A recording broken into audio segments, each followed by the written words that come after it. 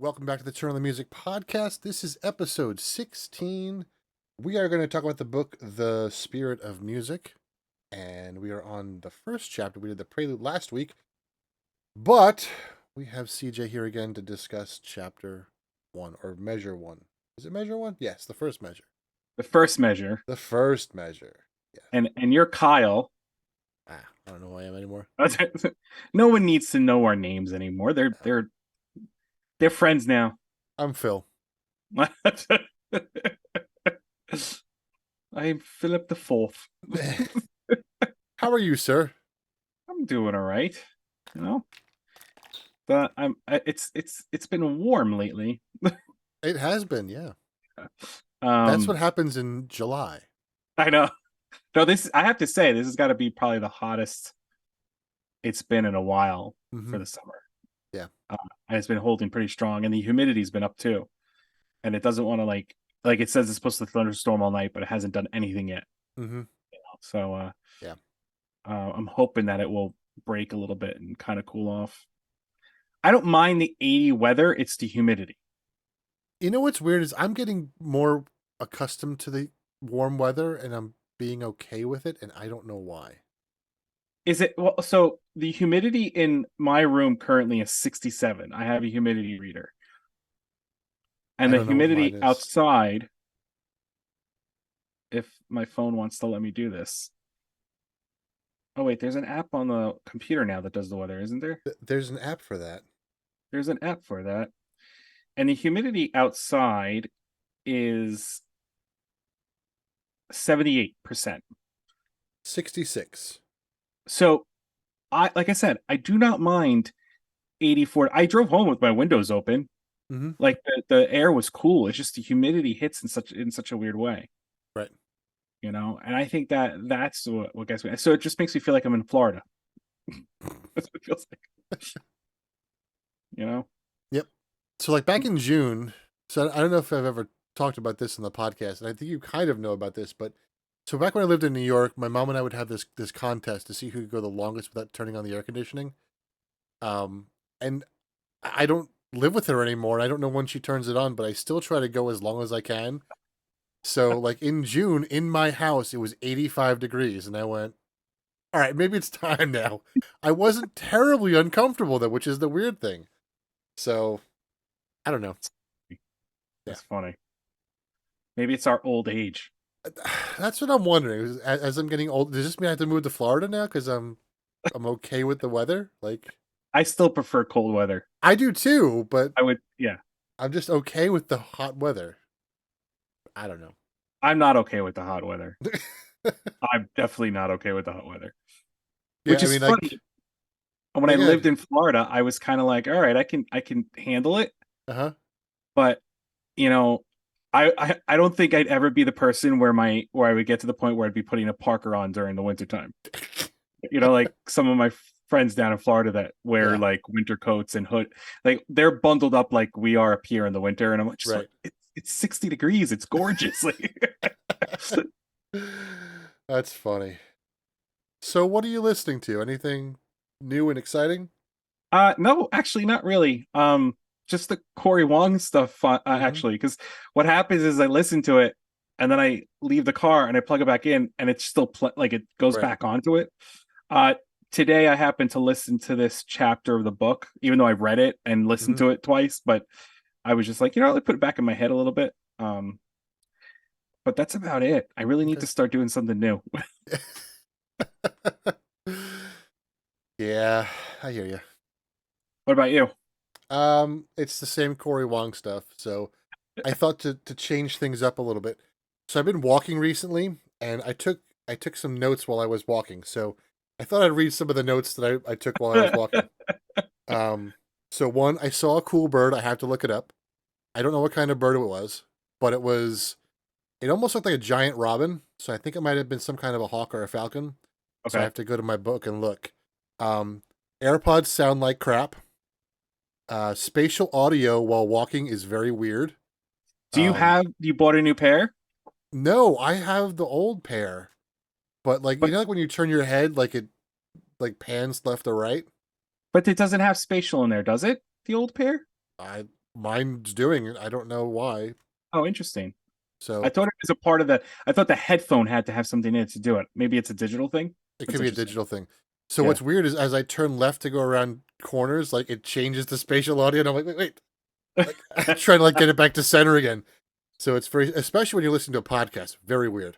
Yeah, I'm Um, sure. Clouds are really pretty. My walking stride. So I've been walking, and I realized like a week and a half ago that my walking stride is wrong. And I Okay. was so like when I would walk with my left, I was having a lot of pain in my left leg, Okay. and I realized that as I was walking, what was happening is I was rolling off to the little toes of my foot and pushing off that way. So I was getting pain in my shin because of that. Hmm. So I've adjusted my stride, and my stride is finally getting better. And I could walk a lot further without pain now. That's good. Um, it did slow down my walking pace. However, today it was much better. Um, I've been trying this new drink called Element, like it a lot, and I'm getting back into barefoot shoes. So those are my But notes. you were wearing them when. Well, you had I've the gone through barefoot shoes several times. Yeah, yeah, I've but got you had the finger ones. Yeah, he's showing a video. He's showing it on the video. The yep, Vibram five toe ones where your yeah. toes I've got are on the yeah, face. but I've got like regular shoes that are barefoot shoes Right. that are so they're just no lift, no support. So I've got those, but the change in the stride and the no support thing. So I had a really bad case of plantar fasciitis last year or the year before, something like that, year and a half ago maybe. And the arches that I put in caused me to roll to the outside of my foot, and that was causing my Okay. problem. So now that my plantar fasciitis is better, I'm now transitioning back into the barefoot stuff. So Which should help. yeah, Yeah, I'm yep, looking for barefoot dress shoes. Well, not dress shoes, like casual shoes for work. mm-hmm. Because I need Yeah. something. Because I'm sitting down Um, today, so the time that I'm walking, I think it'd be nice. I've Like when I I think Lems makes some yeah, LEMS. I just don't want to Um, spend a lot of money right now on that's the shoes. problem is all these shoes are so expensive. Yeah, so I have a So pair of Merrells that I forgot I had, and I want to mm-hmm. start wearing again because they're the barefoot ones. Yep. The problem Yeah. I have with barefoot shoes is no matter what I do, they smell awful by the end of the day. And it's like, and I wear socks. I don't do anything different than I do with regular shoes. But for whatever reason, I guess because there's less, I don't know, because there's less material there to soak up the sweat. I don't know what it is, but they smell Put awful. a So I don't wear them a lot. buy the Dr. Scholl's like deodorant spray that you can put in shoes. Yeah, I'll try that. Yeah, it doesn't have to be a powder; it could just be a spray. Yeah. You know, or just take better showers. But why is it different? Like it's different from No, regular shoes. So it's like probably the material. it probably is. Yeah, because like I wore them two times last week and I couldn't bear the smell. I've been in other shoes all this week, no problem. Does your dogs go up to them, sniff them, and just faint? No, they just keep their distance. They know. They're like, oh, not go near those. That's Just right. stay away from those. Uh, so those are my notes. So I didn't give you any new music, but we have notes for them from the walk tonight. So How you so okay, like chewing gum and walking. How are you taking notes and walking? Are you dictating them, or are you actually typing them in? typing them in. You are, Mhm. and you're okay. You're Actually, not honestly, like this, I remembered them, and when I finished walking, I typed them all out. So it okay. So you're wasn't not while doing I it was walking. while it's happening. Yeah, Okay. but I was Yeah. listening to Corey Wong while I was walking. So That's too funny. That's yeah, good. Want to get into the book? yeah. Let's get into the book. Parents know best. He has a really good relationship with his parents. Yeah. Yeah, like you can Yep. tell in the books, and he can tell that he's very big on his family and Mm-hmm. being a part because he states that he's the youngest of five, Youngest of five. Yep. like, so which is very cool. Yep. So, the first chapter is called Parents Know Best, and the tagline is Never say what you're not going to do because that is the first step toward doing it.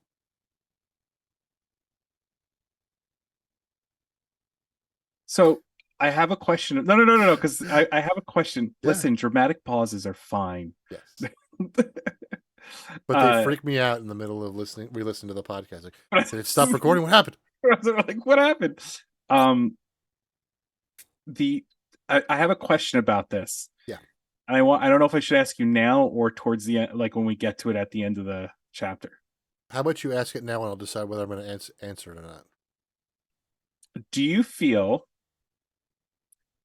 that by saying you're what does it say? Never say you're not going to do, like by saying I'm never going to do that, Mm-hmm. the reason why do you think you end up doing it? Is it because subconsciously you say, all right, now I have to do this, or do you think that it's like that oh, I'm not going to do that, I'm not going to do that, and you're going to jinx yourself, and by saying it you jinx yourself and you end up into it?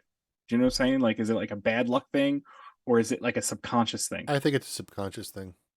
Like, okay, so Yeah. like kind of, you think it's more of like, Sorry, I'm not going to do Lewis just laid on my foot and scared me. this. um Didn't know he was there. that's funny. If so, you think it's a, I'm not going to do this, and then the subconsciously you're like, no, I'm going to do this, like Yep. I'm going to make this happen. Mm-hmm. Okay, just Yep. curious. Yeah. So where do you start with this? Um, a few pages in, I think. Yeah, but just a Um, little background of this whole entire thing, I guess, is that he talks about um you know how he's kind of like fallen into a rut, yeah. and that he says that he was struggling with himself, he didn't know what to do. He had plenty of gigs, he was paying his bills, he's doing whatever he wanted to do, but he felt like that something was missing. Mm-hmm. And then so he said he decides that he wanted to go see his parents and talk to them, and he said it's been a couple of years since he saw them. And then he describes his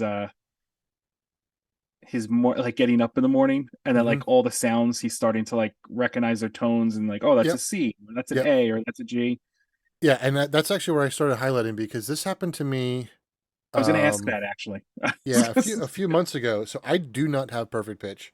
Um, You have relative? I have relative. Yeah. Yeah. So I was at work, and this happens every once in a while. And I was in our what we call our demo bay. It's just a giant like room, essentially. And someone dropped a piece of metal, and I went, "Oh, it's a really flatty natural. Holy, what was that?" Like, I had no idea, and I said it out loud, and there are a couple of people there that are musicians who are like, they're like, "What?" I was like, "Oh, it was a natural, but really flat." And then I, I don't know why it was, and I went back and I checked, and it was because Yeah.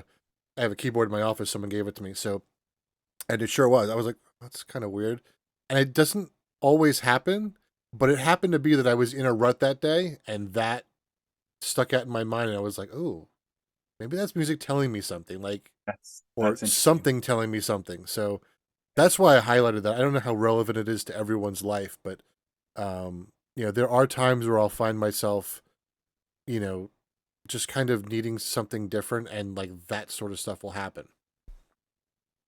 Do you feel that your relative pitch is because you're a pianist I or a th- pianist? s- partially yes. I think it's more that I started playing it very young, Okay. so I've had it since I was young. Mm. There are studies that show that there are musicians who have perfect pitch that start studying like before the age of 5. So I was pretty close to that. Um, but I think being around the piano for so long has really helped my relative pitch. Okay. And for the listeners, just to give you an idea of relative or just perfect pitch, is that if a note's being played, a person with perfect pitch will know what that note is right away. There's no question. They're Right. confident and they know it's the pitch. Mm-hmm. Relative pitch means that you'll be relative. So if it's a B being played, you may say a C. So you'll just be a little bit off. Mm-hmm.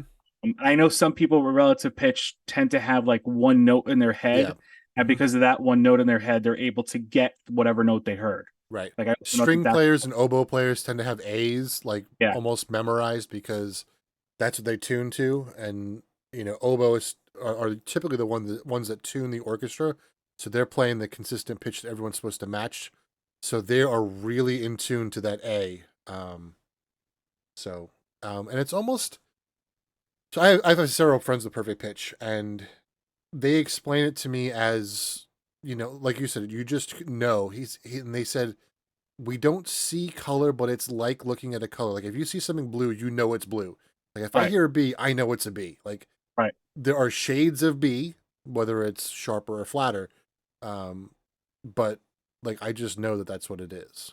And they can pull the note out. So if you like, give Mm-hmm. me a C, they'll give you the C. If you're like, Yep. give me a D flat, they'll give you a D flat. Mm-hmm. Like they could do that as Yep. well in perfect pitch. But Yep. relative, it takes you a moment, but you Yep. could do it because you're playing it off of whatever note is sitting in your head to play it off Mm-hmm. of.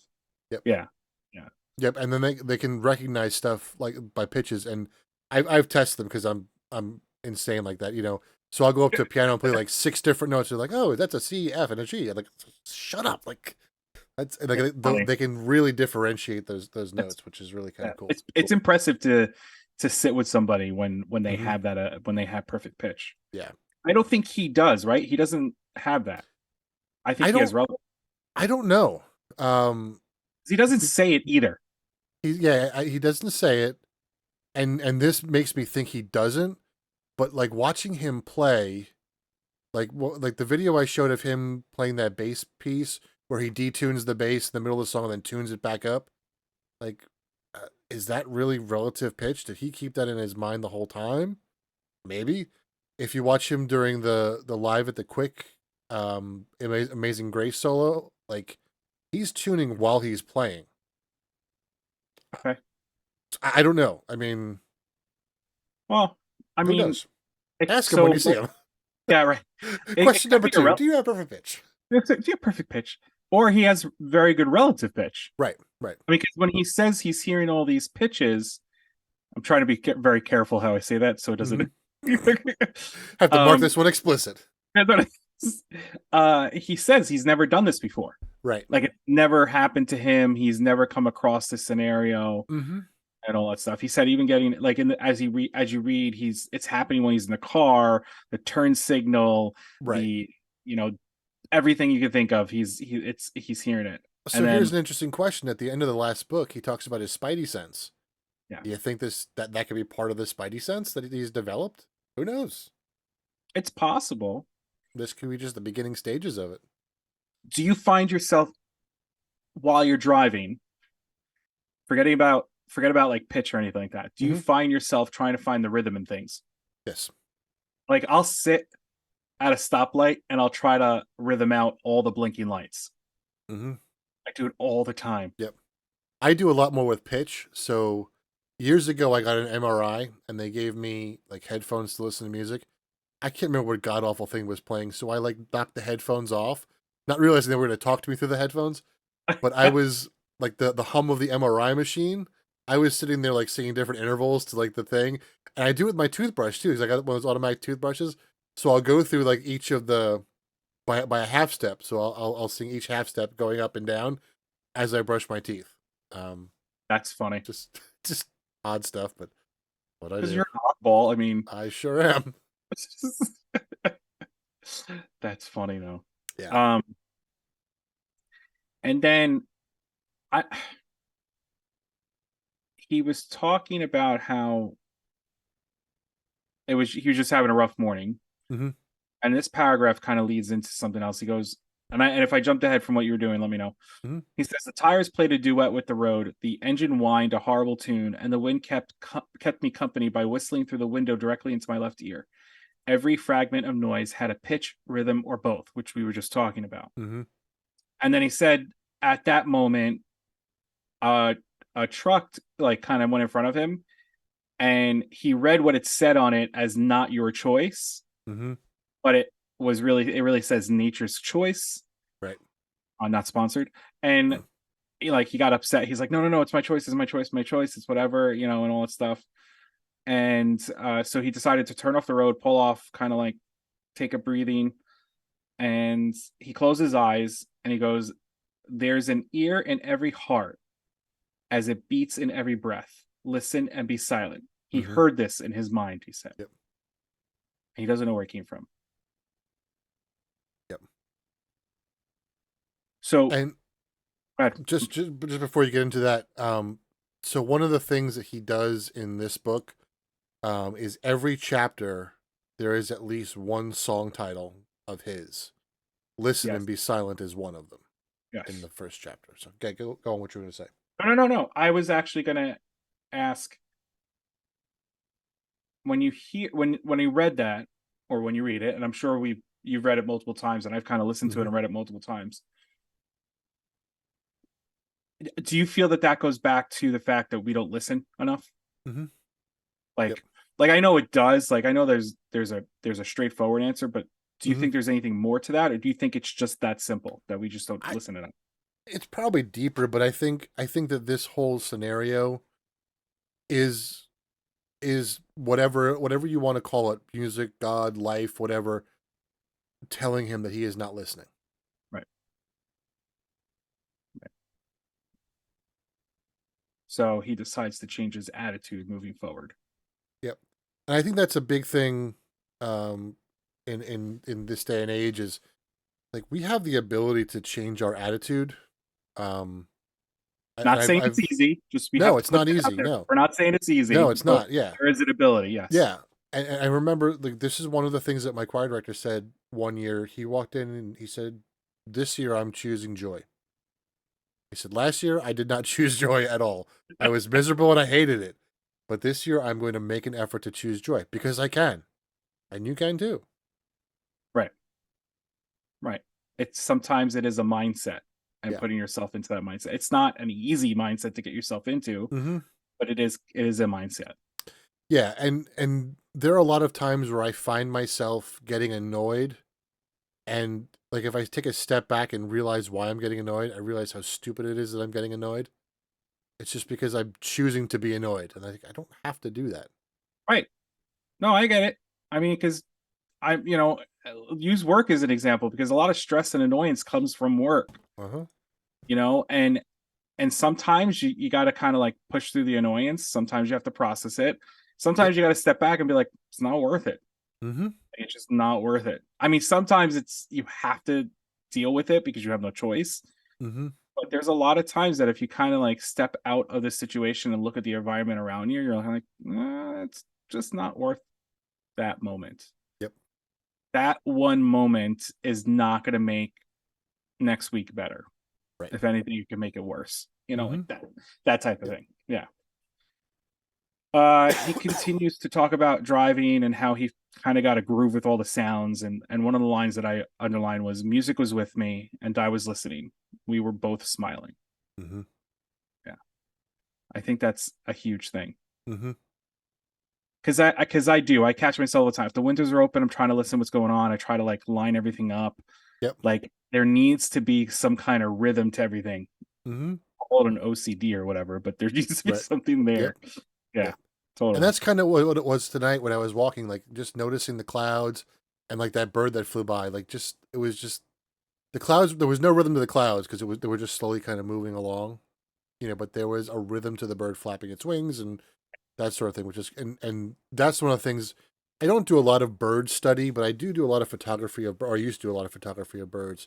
And one of the ways that you can identify a bird is, I don't know if gait's the right word, but the speed of their wings flapping.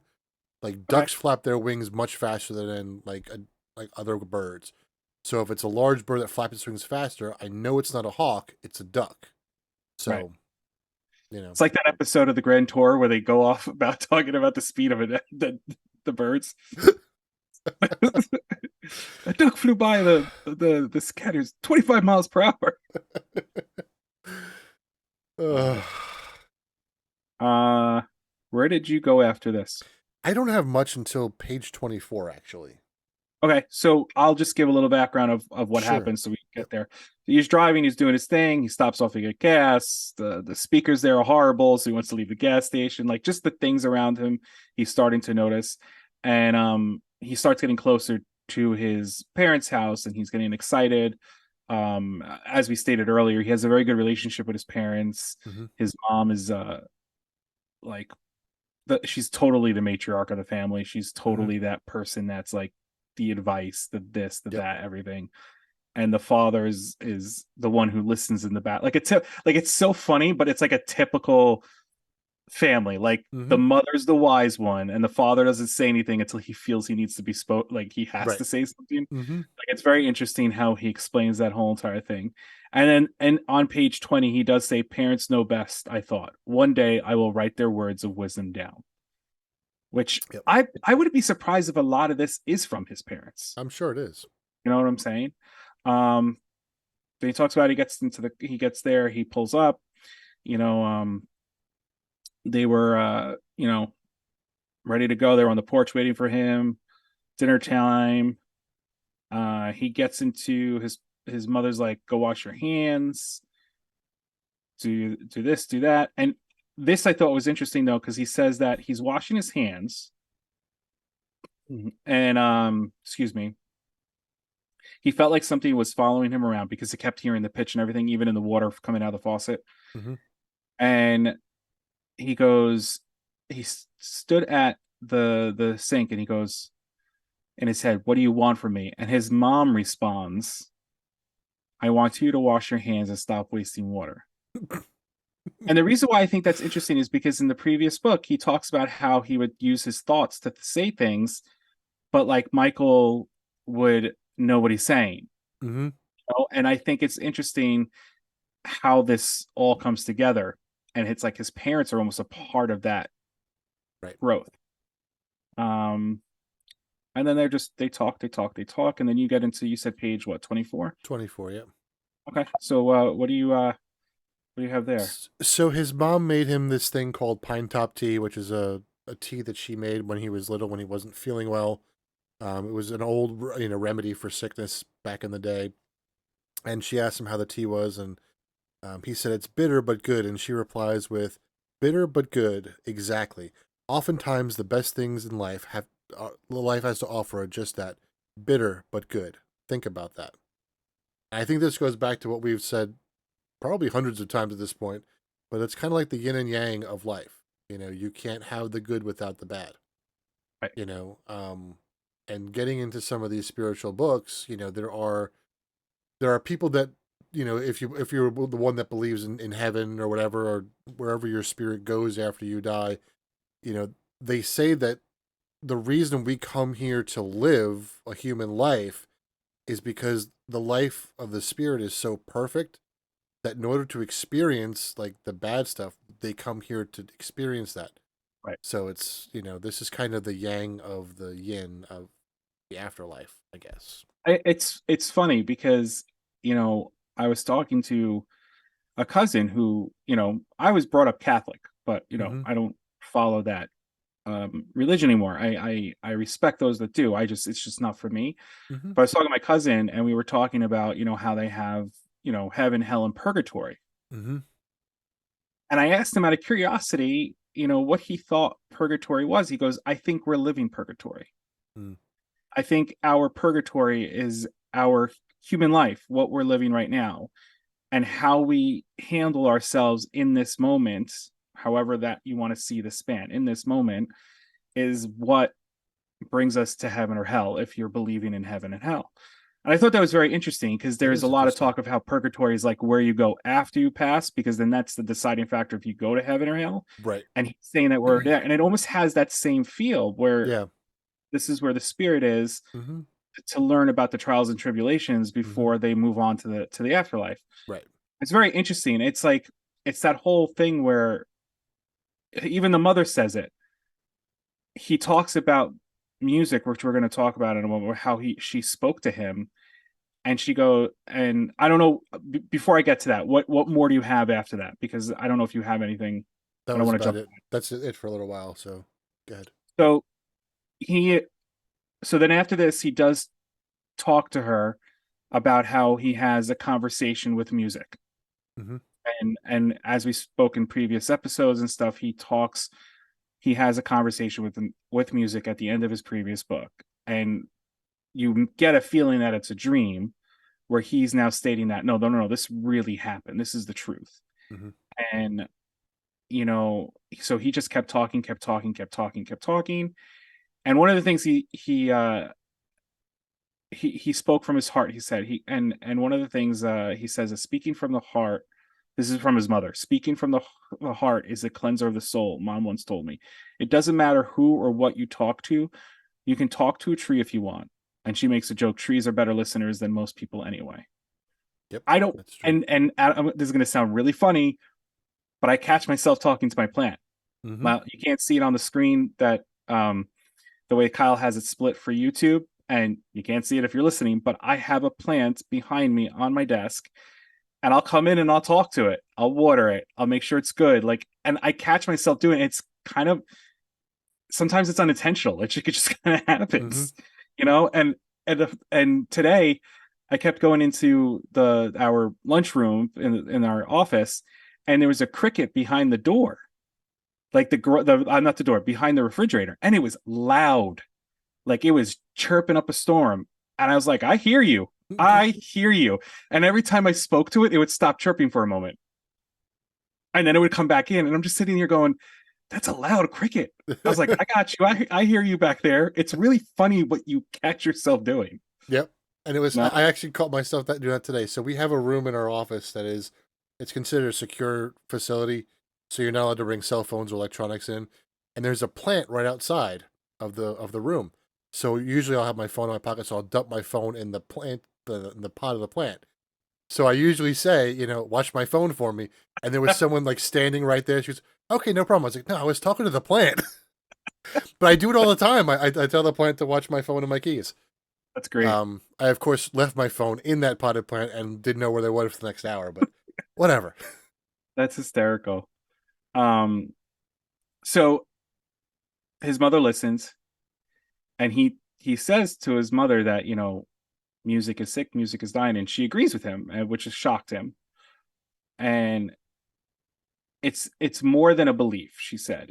She knows that it's true. And she said that her mother dreamed about it, his grandmother, when they brought instruments into their church. Mm-hmm. um and she goes, there's nothing wrong with instruments. It's just that when people sing, they're what does it say? This is what she says: there's nothing wrong with instruments, the problem is the people. When people sing, they sing from the inside. When they play instruments, they play from the outside. That doesn't belong in Living Hope, the church. Mother always said, if you want to play outside, then play outside. And she agrees. And like he agrees with her on that, right? Mm-hmm. And this is what I think is what stood out to me. And I don't know if this is something you highlighted. He goes, but what about music talking to me? Isn't that kind of strange? And she goes, that's the good Lord talking to you. Right. He comes in all shapes and sizes. You just know how to listen to music better than you listen to anything else. Mm-hmm. That's why you hear him that way. Yep. And I love the fact that someone like her, who's whatever religion she is, but they're from Mm-hmm.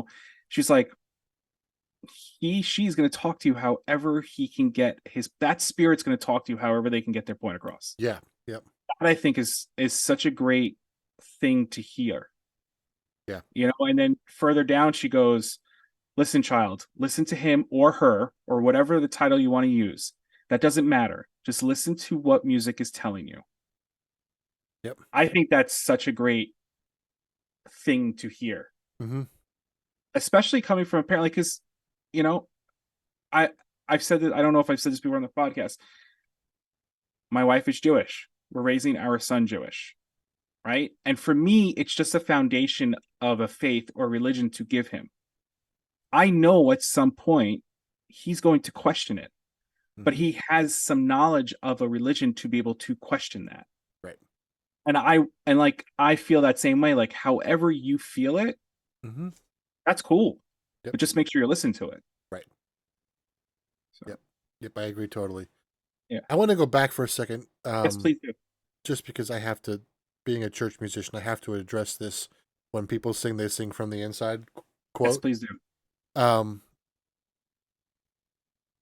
you and I are both Eddie Izzard fans, and there is a very funny part in his Dress to Kill stand up where he Actually, talks about. he changed his name. Oh, did he change his name? Yes, I'll find it. He goes by his now pronouns are she, I her. saw that. and her name is, and I forget. I will find out. Go ahead and say what you're Okay. going to say. I get it. So she quotes uh what's the hymn? Oh God, our help in ages past. And how, as most of the Caucasian, churches sing it, it's just this very dreary, singing. And so I don't agree 100% with what she says, because there's a lot of singing that is done that is not from the inside. And Agreed. then you have someone like Robert Randolph, who grew up in the church playing his steel pedal guitar the way he does. So, yes, there are exceptions to every rule. I understand that. But it's not just the instruments that are a problem. It's everyone is the problem, and it's I becoming agree. worse. I So, agree, and I think the reason why she says it the way she says it's probably a Baptist church. yeah. Those Baptist choirs are Mm-hmm. just phenomenal, Yep. powerful choirs, and it's fun. It's not Mm-hmm. that like that um the Catholic masses where it's just the like a chant. Mm-hmm. Um, and out of respect to Mr. Izzard, or now Miss Izzard, it's Susie Izzard. Oh, okay. Yeah, Susie Izzard. Susie. I didn't know that. And I think it's fantastic because all of her comedy stuff is on one of the apps, and it all says Susie Izzard now. I didn't know that.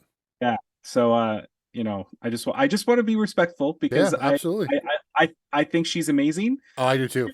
and I love her, so I want to be Mm-hmm. respectful Yep. to that. But I agree with you wholeheartedly. Mm-hmm.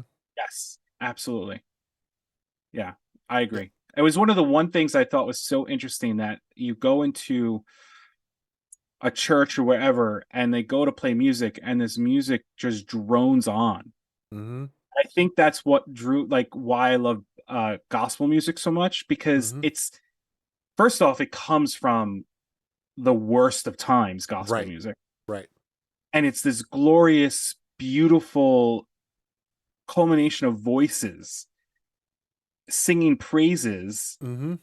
despite where it came Right. That from. comes out of like slavery and death Yeah. and all this. And Yeah. they're singing this beautiful song. And I'm just like, and then you go to like a Catholic or a Christian church and some, Mm-hmm. it's like, really? Like, Yep. Yep. like, how is this? How is this is why people don't go to church, because they Yep. don't want to sit there at this. Yep. And I remember like the last church that I really played at, it was a Presbyterian church. They had so much. I've never seen a church with so much money. They had this huge organ, and it was like being the organist there. Like, I wasn't the full time organist. I was the interim organist, as I was looking for someone, because I didn't want the full time position. Um, but it's like just trying to get these people to like feel what they're singing about was so hard. And as an organist, like, and a musician, like, that was my goal, was to get them involved, and like, but it was like pulling teeth. Like, they just stuck their feet in the ground. I'm not doing this. I'm not doing this. I So have to say though, a lot of like those Baptist, born again Christian, those types of churches, they do usually have full bands. yeah. That which I have to say is pretty cool to see in the Mm-hmm. thing.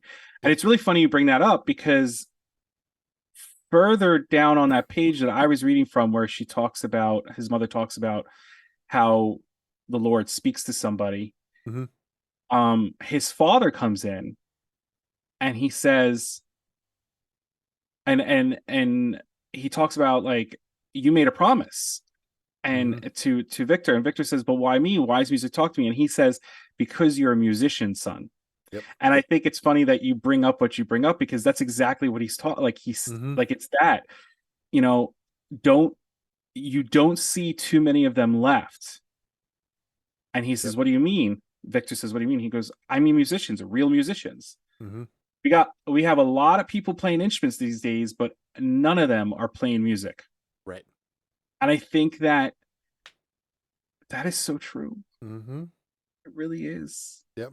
And I'm not putting any music down, but a No. lot of the times, you brought up Robert Randolph and the Family Band. I Mm-hmm. went in and I was talking to my new director. She's only been in the place for about a few months. Really, really nice. Get along. I used to talk to her when she was in a different location.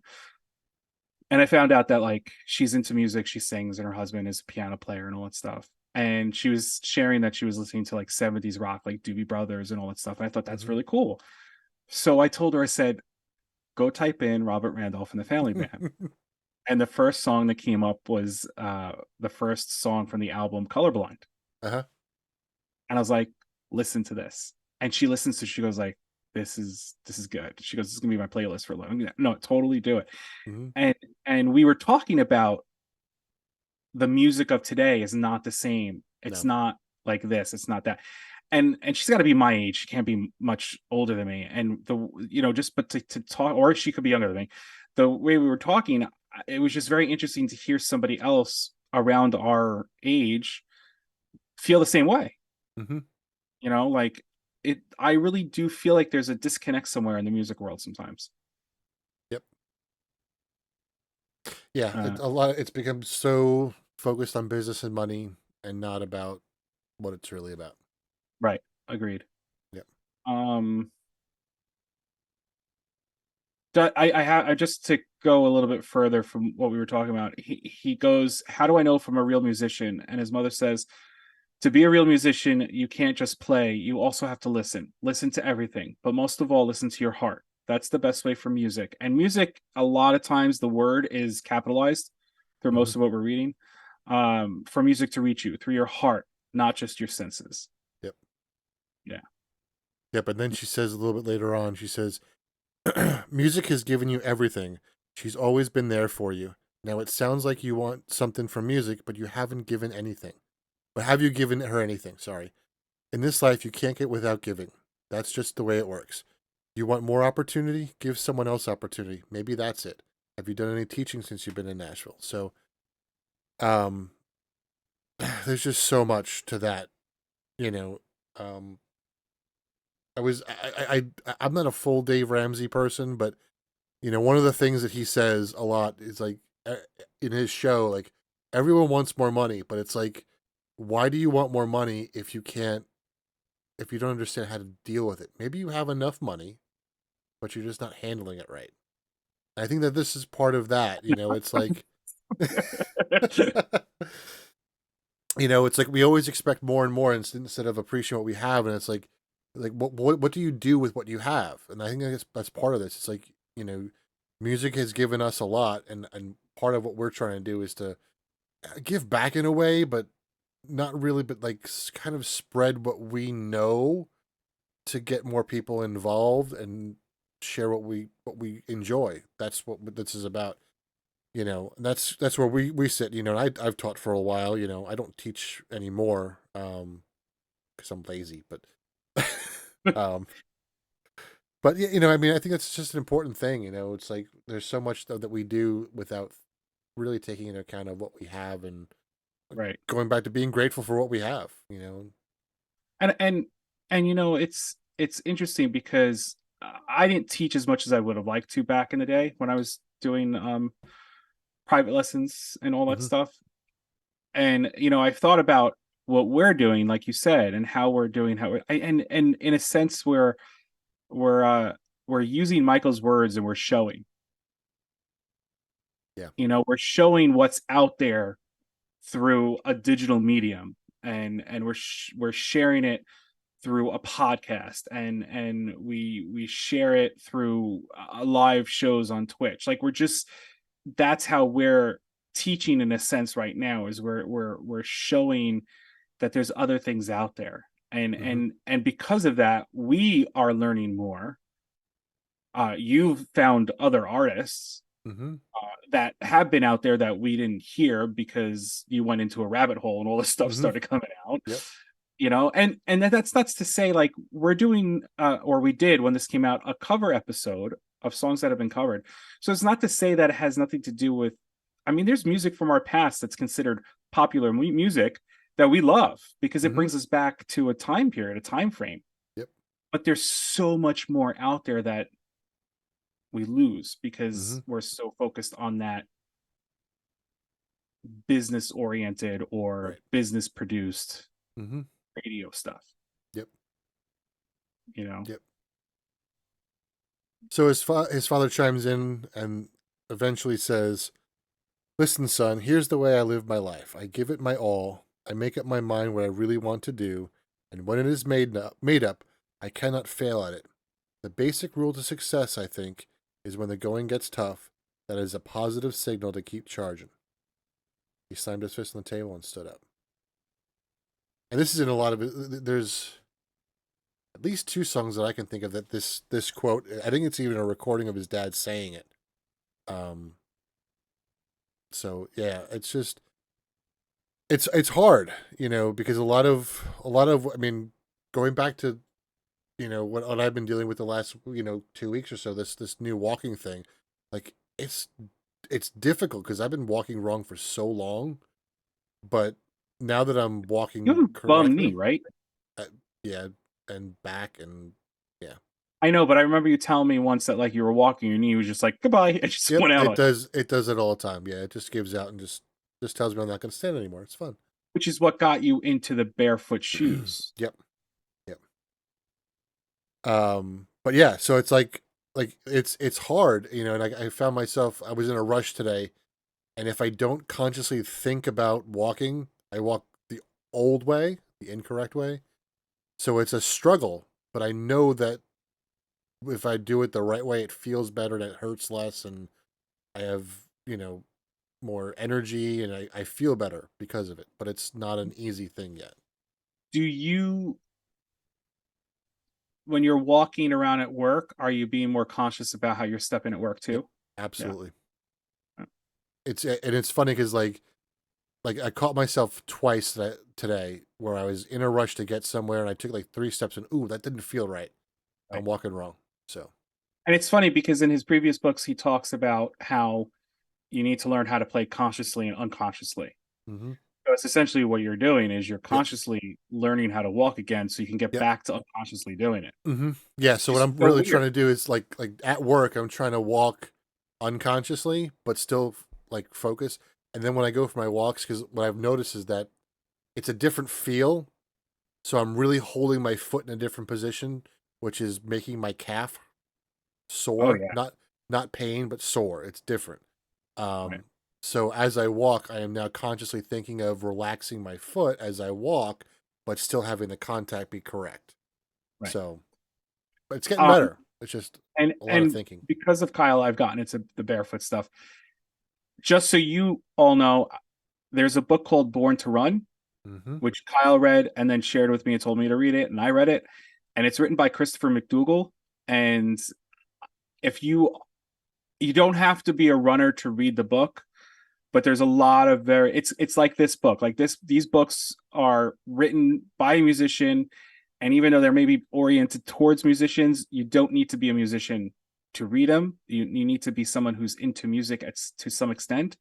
It's the same thing with the Born to Run book. Mm-hmm. You don't have to be a runner to be into it, but the stuff that he says in it, it's almost life changing. Yep. And it's actually not a hard read, No, and it's not. so and we're not sponsored by the Mm-hmm. books in any way. He's but if you're looking for a book to read and you want something a little different, and it's got a cool little history lesson in it, and he talks Mm-hmm. about all the stuff. He talks about ultra running, like the marathoners that do like 100 miles, Yep. and he talks a lot about barefoot running and Mm-hmm. his struggle into being a better runner. And he's like 6 foot and change, he said. Mm-hmm.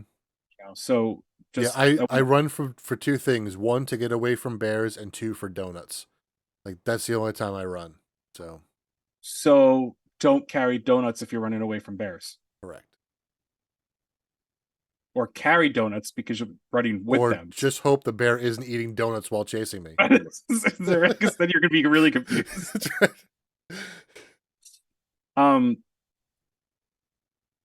so towards the end of the chapter, you know, she says you need to find yourself a student. That like this is your time Mm-hmm. to share what music is trying to tell you, and you need to share this out, and you need to show this. And he states that they're amazing, and that his parents are amazing, and everything they say it always makes them feel better. And he goes, even though my mother always said something that's good, she goes, I would he goes, I would never be a teacher. at the end of the chapter, and that's where never say what you're not going to do, because that is the first step toward doing it. Mm-hmm.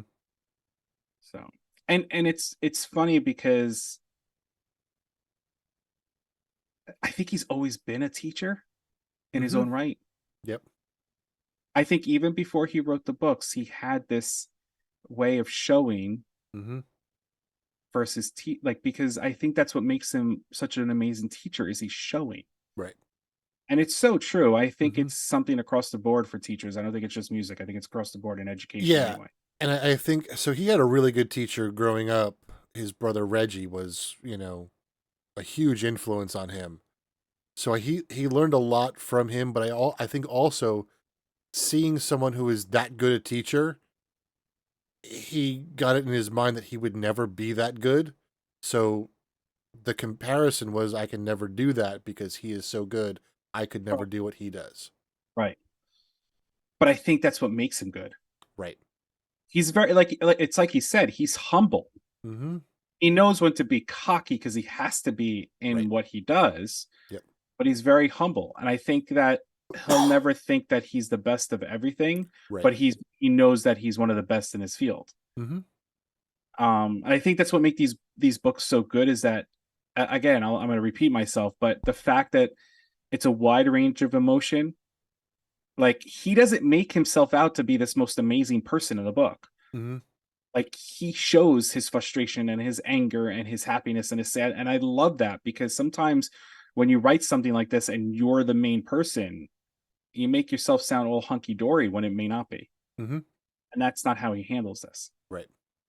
Yeah. The next chapter is cool because it gets into yeah. Yep. This is a cool book. It's a Mm-hmm. very good book. Yep, it is. Start to meet some new people. Yes. It's a cool story. It is Yeah. such a cool story. And to know what's true and what's not true in this whole entire story. And I mean, I know there's some fictitious stuff in it, but Mm-hmm. just, it's so well done that you just want it to be real. Right. Like, Yeah. you want to know that it was Yep. 100%. I want to see a movie of it. How cool would that be? That'd be very cool. It's funny, that would, I mean, especially the second book. The first one, it doesn't Yeah. have to be. Yeah. You could probably do both in one big, like, one movie. Mm-hmm. That would Yeah. be cool. Or like a what do they call them? A mockumentaries. Mm-hmm. It's a documentary, but like with that fictitious feel to it. Yep. That'd be funny. So shall we call it an episode? I think we should call it an episode. Do you want me to tell a few things like I normally Sure. do, or do you want to do? Yeah. You want me to do? Sure. So we want to, you will get our little closing like we always do, but just thank you everyone for who's been listening to us weekly. We broke 2,000 downloads. I don't know if we mentioned it last episode, but we broke. I think we mentioned that we were going to be close. Yeah.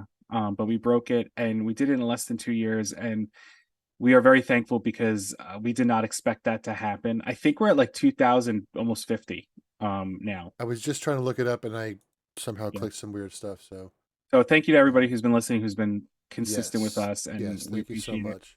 Yeah. 2047. Yeah. Every Friday night, Kyle goes live on Twitch at 8 o'clock. He's been playing some new to us artists, or more of those that he's played in the past. So check that out. Typically, you do the full albums too. I mean, that's what we're doing on Sundays, but you tend to do more full albums and typically live ones on Fridays. And then on Sundays, we go live at 7:30. So check those out as well. We've been playing a lot of Victor Wooten stuff because we've been reading his books. After this episode comes out, the Sunday before, we actually did another covers episode where we played covers and the originals. So just join us. We have fun conversations going on in the chat.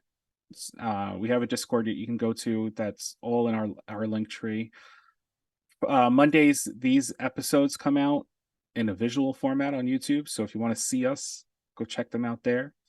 And Kyle does throw up some our bloopers. Yep, throws them up. Puts up some bloopers on Fridays, so check those out. Our little shorts on YouTube. And then our weekly podcast like you've been listening to. So we thank you again. Our link tree is in the show notes, so go ahead and click on it. You'll see a bunch of cool things in there. And I think that's it. I think so too. Do our closing, and we're good for this one. Yep. So we'll see you all next episode. Go out and look at some clouds because they're cool. Yes, that's such a great, nice. Go smell some roses and look at some clouds, and watch birds fly. Yes. Yes. Thank Have you, a good everyone. one, everyone.